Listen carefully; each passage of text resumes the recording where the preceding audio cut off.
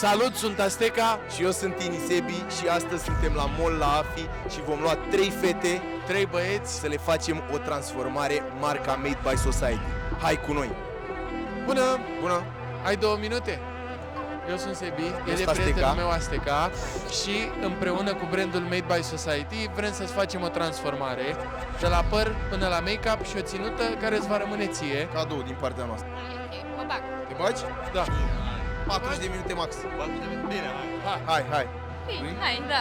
Hai. Sună super. Top. Am bătut palma. Te bagi?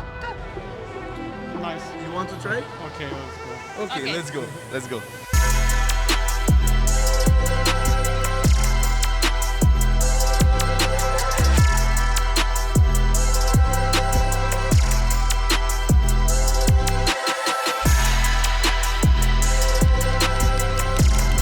Cum ți s-a părut experiența? Aș repeta-o de 100 de ori dacă aș putea. Complet diferit.